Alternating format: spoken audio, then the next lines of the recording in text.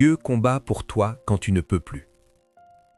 Aujourd'hui, j'aimerais parler à ton cœur, pas à ton intelligence, pas à ta logique, mais à cette partie de toi qui est fatiguée, qui lutte, qui se demande comment continuer. Parce que la vérité, c'est que parfois, tu n'en peux plus.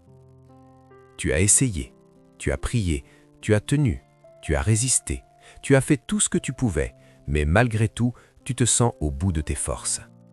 Et c'est précisément là que Dieu veut te rencontrer. Parce que Dieu combat pour toi quand tu ne peux plus. La Bible dit « Le Seigneur combattra pour vous et vous, gardez le silence ». Ce verset n'est pas une poésie, ce n'est pas une belle phrase, c'est une réalité spirituelle. Quand tu arrives à la fin de toi-même, Dieu commence. 1.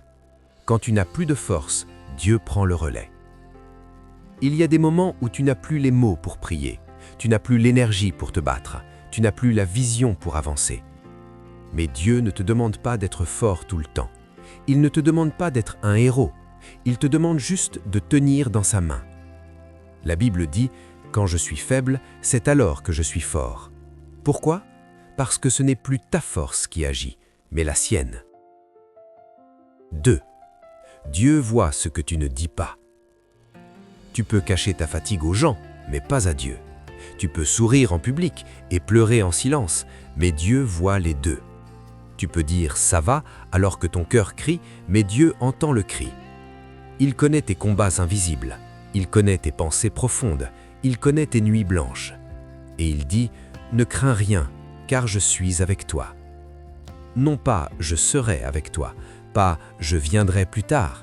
Je suis avec toi, maintenant, ici, dans ce que tu traverses. 3. Dieu combat dans l'invisible. Tu ne vois peut-être rien changer, tu ne vois peut-être aucun signe, tu ne vois peut-être aucun progrès. Mais Dieu n'a pas besoin d'être visible pour être puissant. Il travaille dans l'ombre, il agit dans le silence, il prépare dans le secret. Tu crois que rien ne se passe, mais le ciel est en mouvement. Tu crois que tu es seul, mais les anges sont en mission. Tu crois que tu perds, mais Dieu est en train de renverser la situation. 4. Dieu combat pour toi parce que tu es précieux. Tu n'es pas un numéro, tu n'es pas un dossier, tu n'es pas un oubli. Tu es son enfant, tu es sa création, tu es sa joie. Et un père ne regarde jamais son enfant se faire écraser sans intervenir. Dieu n'est pas indifférent à ta douleur, il n'est pas insensible à tes larmes. La Bible dit « L'Éternel est proche de ceux qui ont le cœur brisé ». Si ton cœur est brisé, alors Dieu est très proche de toi. 5.